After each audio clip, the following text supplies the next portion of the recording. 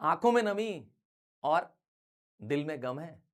आंखों में नमी और दिल में कम है। क्या आपका भी सिलेबस ज्यादा और टाइम कम है? हां, मैं जानता हूं मेरे सुपरस्टार्स, आपके लिए ये लाइन आज फिट बैठ रही है, क्योंकि ग्रामर को आपने सबसे ज्यादा निगलेक्ट किया, वेट किया कि आखिरी दिन पढ़ लूंगा। अब आखिरी के कुछ समय बचे हैं। मैं आपको एक छोटी सी स्ट्रेटेजी के साथ आपको ग्रामर में एस करने के लिए, टॉप करने के लिए आज मदद करने आया हूं। तो थोड़ा ध्यान दीजिएगा, ये वीडियो तुम्हारे लिए है। जो ग्रामर पहला पेपर है, उससे ही आपका कॉन्फिडेंस बिल्टअप हो जाएगा और यहां से जो मोमेंटम चलेगा वो आपके लास्ट पेपर तक चलेगा। तो यस, पूरा वीडियो देखिएगा, क्योंकि आपको ग्रामर फोड़ कर आना है। तो सबसे पहले सबसे बेसिक रूल कि ग्रामर रटने की चीज नहीं है, समझने की चीज है। उसके कुछ रूल्स हैं, उसके कुछ गाइडलाइंस हैं। आपको उसको एक डिटेक्टिव की नजर से, एक खोजी व्यक्ति की नजर से क्या करना है, पढ़ना है। मतलब सबसे पहला काम क्या करना है, आपको ग्रामर पे काम करना है अपनी। कोशिश करिए टेंसेस हो, हां, प्रेपोजिशन हो, वर्ब्स हो, हां, वर्ब्स हो, एंड मोस्ट इंपॉर्टेंट जो टॉपिक्स आ रहे हैं, वो जो आपके रिपीटेड क्वेश्चंस आ रहे हैं, वो ट्रांसफॉर्मेशन से हैं। तो इनको आप प्रैक्टिस भी करिए, इनको आप पढ़िए। सर कहां से पढ़ें? तो मेरा बहुत आसान सा जवाब है कि आप अपने जूनियर भाई बहन हो, आपके पास कोई ग्रामर की बुक हो, आपके पास प्रीवियस ईयर्स की बुक्स हो, शुरुआत वहां से करिए। बेसिक्स ऑफ द ग्रामर को पकड़िए, पार्ट ऑफ द स्पीच से शुरुआत करिए। वहां पे सिर्फ पढ़ना नहीं है, उसके प्रैक्टिस क्वेश्चंस भी लगाने हैं। मतलब आपने ग्रामर को बेस से स्टार्ट करना है, ताकि आपकी पुरानी नॉलेज भी रिकनेक्ट हो जाए। आप एक्टिव पैसिव वॉइस में फंस रहे हो, आप डायरेक्ट इनडायरेक्ट स्पीच में फंस रहे हो, बस गूगल पे आइए, सर्च पे आइए और बटन दबाइए और बोल दीजिए active passive voice by sir Tarun Rupani. आपको मेरे बनाए हुए वीडियो मिल जाएंगे। यस, मैं सुपरस्टार्स तुम्हारे लिए ही एक्सक्लूसिव सेशन कल ला रहा हूं, जिसमें हम पूरा grammar from the scratch to the end तक करेंगे। बट अभी आपको ग्रामर को खुद सेल्फ पढ़ने की जरूरत है, क्योंकि जब आप खुद पढ़ते हैं, खुद सॉल्व करते हैं, तो it goes into your long term memory. याद रखिएगा, क्योंकि ग्रामर रटने की चीज नहीं है, ग्रामर समझ करके अप्लाई करने की चीज है। तो टेंसेस पे, ग्रामर वाले पोर्शन पे अच्छे से काम करिए, क्योंकि अप्रोक्सीमेटली 20 नंबर आपके वहां आ जाते हैं। एंड मोस्ट इंपॉर्टेंट टॉपिक रहेगा इसमें ट्रांसफॉर्मेशन वाला पार्ट। उसको तो आप खुद लिख के करिए, जरूर एग्जाम में एमसीक्यू के रूप में आने वाला होगा, बट आपको उस पर डिपेंडेंट नहीं रहना है। आप अपना आंसर पहले से फ्रेम करेंगे और एमसीक्यू में राइट आंसर्स पे जाके टिक मारेंगे, क्योंकि जब आप इसको कर रहे होते हैं तो सारे आंसर सही लगते हैं। ट्रांसफॉर्मेशन के जो क्वेश्चंस आते हैं उसमें सारे ऑप्शन सही लगते हैं। इसीलिए बेटर ये होगा कि आप उसके रूल्स को फॉलो करते हुए अपना सेंटेंस बनाइए, फिर उसमें से ऑप्शन में सेलेक्ट करिए। तो एक डिटेक्टिव बन जाइए, क्योंकि grammar is all about reading, grammar is all about rules and regulations. तो अगर कोई आप अनसीन पैसेज कर रहे हैं, हाँ, कॉम्पोजिशन पार्ट कर रहे हैं, तो आपको क्या करना है, टॉपिक को ट्वाइस पढ़ना है। जब आप सेकंड बार पढ़ें, पहली बार को थोड़ा क्विक रीड करना होता है, हाँ, थोड़ा फास्ट रीड करना होता है, पर सेकंड बार कर रहे होते हैं तो पॉज करते करते, मीनिंग फ्रेम करते करते पढ़ते हैं। और मैं आपको एक गोल्डन टिप दे दे रहा हूं कि पहले क्वेश्चंस पढ़ लिया करिए। अनसीन पैसेज के पहले क्वेश्चंस पढ़ लिया करिए, फिर पैसेज पढ़ा करिए। क्वेश्चन पैसेज, इससे जल्दी हो जाएगा। एंड सबसे इंपॉर्टेंट है, कीवर्ड्स को अंडरलाइन करिए। मेक श्योर करिए कि आप अपने मन से आंसर लिखें। ध्यान दीजिएगा, आंसर मैंने मन से कहा लिखने का मतलब अपने वर्ड्स में लिखना है। यह नहीं है कि कहानी कुछ पूछ रहा है तुम कुछ और लिख दो। मतलब answer should not be copied from the passage. Passage के वर्ड्स को अपने वर्ड्स में चेंज करो और फिर लिख दो, कॉपी मत करना। बात समझ में आ रही? बहुत बेसिक सी बात बता रहा हूं, क्योंकि अनसीन पैसेज में अप्रॉक्सीमेटली 30 मिनट का टाइम होता है और अनसीन पैसेज स्कोरिंग पार्ट होता है। तो टू द पॉइंट आंसर लिखिए। अगर 2 मार्क का क्वेश्चन है, प्लीज डू नॉट इलेबोरेट, बहुत बढ़ा चढ़ा के मत लिखिए। To the point direct answer लिखिए, ताकि आपको फुल मार्क्स मिल पाए। ये आपको प्रैक्टिस करनी है, कम से कम 5 साल के ग्रामर के सारे क्वेश्चंस आपको अपने पीवाईक्यूज से लगा देने हैं। अगर पीवाईक्यूज नहीं है तो प्लीज जाइए sirtarunrupani.com पे जाइए, वहां पर हमने आपके लिए PYQs काफी सारे अपलोड कर रखे हैं, सैंपल पेपर्स अपलोड कर रखे हैं, वहां से ले लीजिए। नेक्स्ट है कॉम्पोजिशन कौन सा करें। स्टोरी राइटिंग नहीं करनी है, पिक्चर बेस्ड राइटिंग नहीं करनी है, और डिबेट या आर्गुमेंटेड टॉपिक भी मैं सजेस्ट नहीं करूंगा आपको, unless and until you are very good at it. तो करना कौन सा है, नरेटिव या डिस्क्रिप्टिव, जिसमें आप अपने वर्ड्स में आपने जो देखा, आपने जो फील किया, आपने जो महसूस किया उसको लिखा। याद रखिएगा, narrative and descriptive essays are about your own way of telling और describing a thing, and that makes a big sense. तो एक क्वेश्चन, एक प्रैक्टिस करने के लिए आप लिखिए, हाँ लिखो, क्योंकि उस दिन अगर पहली बार लिखोगे तो कॉन्फिडेंस नहीं आएगा। आज अगर एक बार, दो बार, तीन बार लिख लोगे तो आपका कॉन्फिडेंस बूस्ट हो जाएगा। टाइम दे के लिखना है, मैक्सिमम 35 मिनट्स, और आपके पास पेजेस है 2.5 पेजेस, मिनिमम 2.5 पेजेस लिखना है।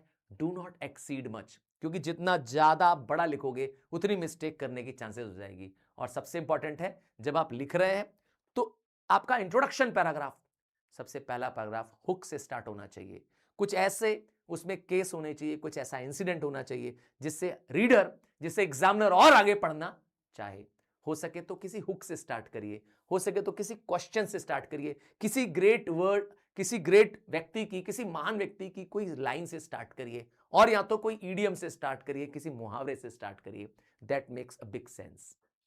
पैराग्राफ शॉर्ट होने चाहिए, बहुत बड़ा पैराग्राफ मत बनाइए, मैक्सिमम कोशिश करिए 5 लाइन और 7 लाइन, उससे बड़ा पैराग्राफ नहीं होना चाहिए, मतलब नॉट बिगर देन दैट। और लाइंस भी बहुत लंबी स्ट्रेच करके मत बनाइए, शॉर्टर लाइंस, मतलब बहुत सारे कंजंक्शंस लगा करके, and, so, because, that, like, जोड़ जोड़ के लंबा नहीं करना है। नहीं, ये गलती नहीं करनी है, छोटा करना है। वोकैबुलरी रिच होनी चाहिए, इसका मतलब है आप नेचुरल सेंटेंस जो बोलते हैं, हाँ व्हाट्सएप की लैंग्वेज प्लीज मत लगाइएगा, पर जो नेचुरल सेंटेंस आप इंग्लिश में बोलते हैं वही रखना है। बहुत फैंसी लेटर्स, बहुत फैंसी वर्ड्स जिसका आपको मीनिंग भी नहीं मालूम है, उसको यूज करने की जरूरत नहीं है। ठीक है, ग्रामर और स्पेलिंग चेक करने के लिए आपको लास्ट का कुछ मिनट जरूर रखना चाहिए, दोबारा चेक करना चाहिए। कंक्लूजन आपका सबसे इंपैक्टफुल होना चाहिए, जितना इंपैक्टफुल आपने इंट्रो बनाया है उतना ही इंपैक्टफुल अपना कंक्लूजन रखिए, क्योंकि एग्जामिनर इन दोनों को जरूर पढ़ता है और इसी से डिसाइड करता है कि आपको कितना नंबर देना है। रही बात लेटर्स की, आप पूछेंगे सर दोनों ही लेटर आते हैं मुझे तो, हाँ फॉर्मल और इनफॉर्मल, तो मैं सजेस्ट करूंगा जो फॉर्मल लेटर है वो ज़्यादा बेटर होता है, ज़्यादा स्कोरिंग होता है। फॉर्मल लेटर की टोन फॉर्मल होती है और लेटर टू द पॉइंट होता है। आपको बहुत ज़रूरी चीज़ जो इसमें ध्यान देनी है वो है, इसमें सब्जेक्ट लिखना मत भूलिए। हाँ, एड्रेस का लेटर का फॉर्मेट मैं आपके साथ शेयर कर दूंगा जो काउंसिल का दिया हुआ है, और कोई फॉर्मेट मत फॉलो करिए। मैं काउंसिल के फॉर्मेट की बात कर रहा हूं, किसी टीचर या किसी की बात नहीं कर रहा हूं। जो काउंसिल ने, हाँ आपके आईसीएससी काउंसिल ने जो फॉर्मेट दिया बस उसको फॉलो करिए। ईमेल का भी वही फॉर्मेट करना है और नोटिस का भी करना है। और बात करेंगे कि अगर लेटर आपने इनफॉर्मल या फ्रेंडली लिखना है तो उसकी लैंग्वेज पे बहुत ध्यान दीजिएगा। इसका ओपनिंग एंड क्लोजिंग भी अच्छा होना चाहिए। ओपनिंग से रिलेशन डेवलप होता हुआ लगना चाहिए और एंडिंग विथ लव होना चाहिए, विथ अफेक्शन होना चाहिए। याद रखिएगा, व्हाट्सएप वाली भाषा लिखना अलाउड नहीं है। ठीक है, तो कोशिश करिए कि आप कम से कम एक फॉर्मल और इनफॉर्मल लेटर भी लिखें। भले आप बोर्ड में इनफॉर्मल ना करें, पर that will create a practice for you. ठीक है, ईमेल और नोटिस दोनों फॉर्मेट बेस्ड क्वेश्चन है, इनमें आपको फॉर्मेट बोर्ड का ही फॉलो करना है। ईमेल में भी आपको टू सब्जेक्ट, टू में जिसको सेंडर को भेजना है उसका एड्रेस डालना है। याद रखिएगा वो एड्रेस @gmail से खत्म होना चाहिए। हाँ, और सब्जेक्ट भी लिखना है, एक सिंगल लाइन में सब्जेक्ट लिखना है। मेन है कि ईमेल और नोटिस को आप कोशिश करें कि एक सेंटर पेज में लिखें। एक साइड में अगर आप ईमेल लिख रहे हैं तो दूसरे वाले साइड में क्या करें, नोटिस लिखें। नोटिस में बॉक्स जरूर बनाइए, सही सुन रहे हो, नोटिस में बॉक्स बनाइए। ईमेल में बॉक्स कंपल्सरी नहीं है, पर आप ईमेल को भी बॉक्स में बनाएंगे, that creates a more impact. हाँ, आपके ईमेल में बॉक्स बनाने से आपके आंसर की वैल्यू बढ़ती है। याद रखिएगा, वर्ड्स की लिमिट फिक्स है, उसी वर्ड लिमिट के अंदर करना है आपको। मतलब नोटिस को बात करेंगे तो 50 वर्ड्स के अंदर ही कर लीजिएगा। फिर बात करते हैं कि चैलेंज क्या है आपके साथ। सबसे बड़ा चैलेंज है कि पेपर फुल अटेम्प्ट करना है और टाइम सिर्फ है 2 घंटा। याद रखिएगा, जब आप पूरा पेपर लगाने की घर में तैयारी करके जाते हैं तो बोर्ड में आप बहुत अच्छे से कर पाते हैं। इसीलिए अपने माइंड को प्रिपेयर करिए, रेडी करिए। वो 2 घंटे कंटिन्यूअस बैठने की, बोर्ड स्टाइल में बैठने की, जैसा आप बोर्ड के एनवायरमेंट में हैं।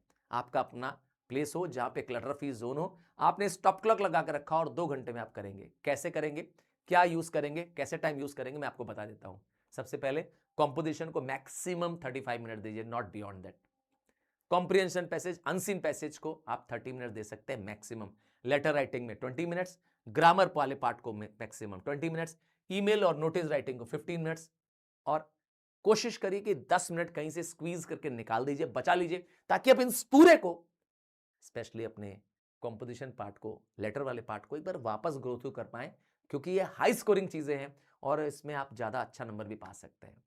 ग्रामर के लिए मैं आपसे बार बार कहूंगा कि जो भी टॉपिक ग्रामर की आपकी कंप्लीट नहीं है, लेट्स अज्यूम को आपको ट्रांसफॉर्मेशन बहुत डराता है, तो बस गूगल से पूछिए transformation of sentences by sir Tarun Pani. हाँ, यूट्यूब से पूछिए, आपको मेरे वीडियोस डायरेक्टली शेयर हो जाएंगे। अब और किस चीज का ध्यान देना है, कोशिश करना है कि स्पेलिंग एरर कम से कम हो, स्क्रिबलिंग और स्क्रैचिंग आप लीस्ट करेंगे।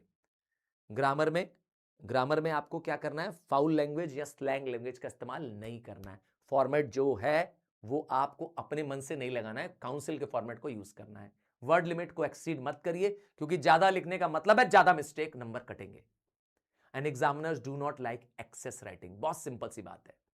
तो wish you all the best luck. And बस टाइम मैनेजमेंट, फॉर्मेट्स और ग्रामर प्रैक्टिस, ये आपको क्या करेगी, ये आपको आगे ले जाएगी। So all the best.